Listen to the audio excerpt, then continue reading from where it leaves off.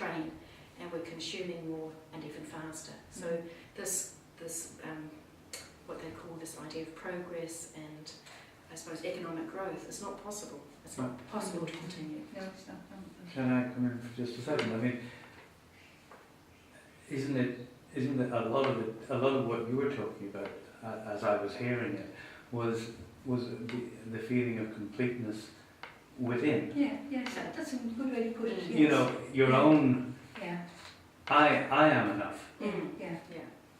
And then it's possible Yes. to willingly be part of Yes. and allow oneself to be part of Yeah. and let other beings be part Yes. of Yeah. And a shared space. Yes. the Yeah. shared space. And that idea of being one of many. Yeah. But just as important as everybody else. Yes. Yeah. And everything else. Equally valued. Yeah.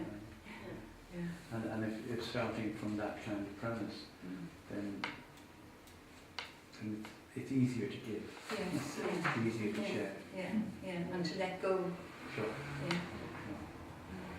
There is another point I'd like to make about this thing of ethics. It's probably slightly a little bit off the thing, but it's something that's important in my work, and that is that I have this idea that I want to be a useful artist.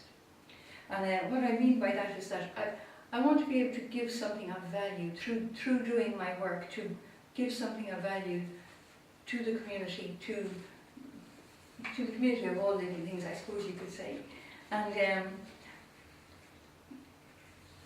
I kind of read a little bit around these kind of ideas, this idea of being, an artist in giving to the community and being useful as an artist, rather than just making my own work with using my own sort of esoteric ideas and that kind of thing. And I just came across a couple of people that wrote very interestingly about this idea, and one of them is Estella Conwell Mayoso, I think that's how you pronounce it. And she said it was about searching for the good and making it matter. And that was the title of her essay and the first line in her essay. And she says that it's not just about transforming ideas into matter, as though making sculpture or drawings or whatever, but it's actually making those ideas matter. It's good, isn't it? Yeah, I think it's wonderful. Yeah.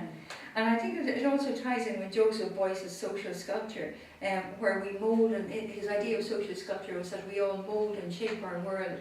And then, of course, as you said, Baudrillard's relational aesthetics, and he said that an art taking as its theoretical horizon the realm of human interaction and its social context, rather than the assertion of an independent and private symbolic space, which is what I'm saying, that it's working outwards rather than just focusing always on what's inside. And that's really one of the basic core things in my work, is to find a way of living on earth that supports and nurtures all of life, and to, will I say, talk about it in my work, to bring it to the fore, to make it matter. Yeah. Say that woman. Estella Conwell. Yeah, what did she say again? Yes, she says to search for the good and make it matter. And then she says, it's not just about transforming ideas into matter, but it's actually to make those ideas matter. Yeah.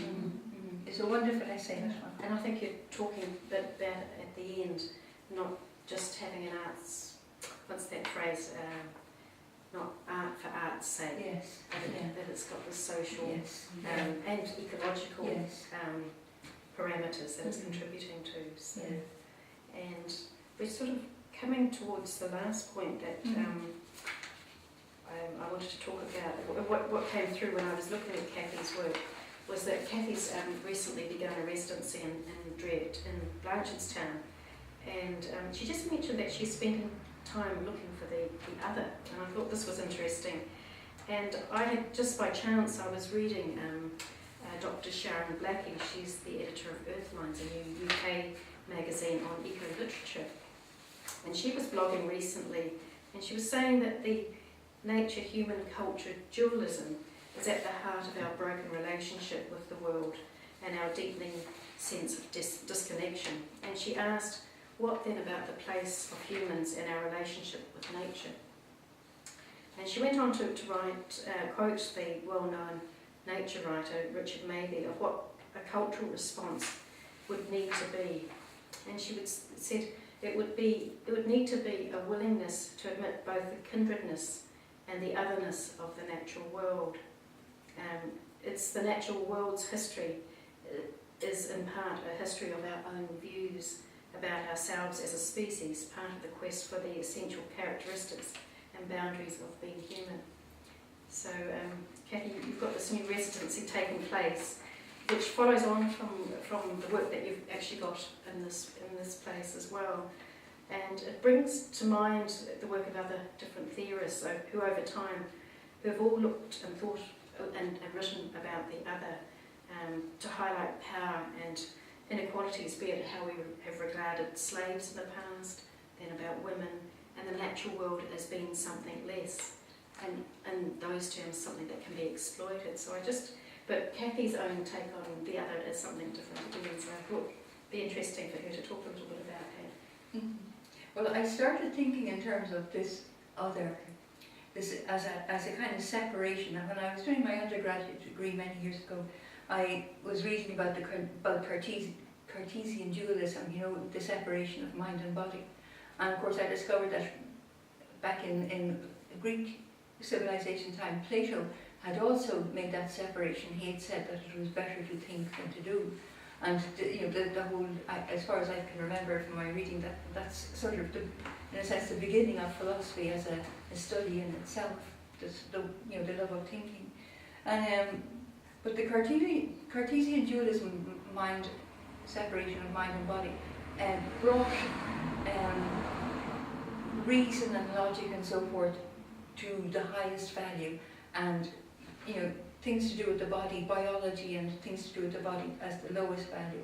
And so like everything got categorized after that, and culture started to support the whole issue of reason and rationale, and anything that was reasonable and provable and evidence and all the rest of it, and didn't support feelings and emotions and biological issues to do with anything to do with the body and stuff like that. And the separation just began, and it just got worse and worse as time went by until we have the situation we have now. And now that's just my own study of it, but of course there are lots of different issues in relation to that particular kind of separation, and different cultures have different histories of it. But it's that thing of the separateness, that there's this, we have this self, we've separated ourselves right to the point of being individuals. We're not even families and communities anymore. We're an individual in a family, a lot of individuals in a family, etc.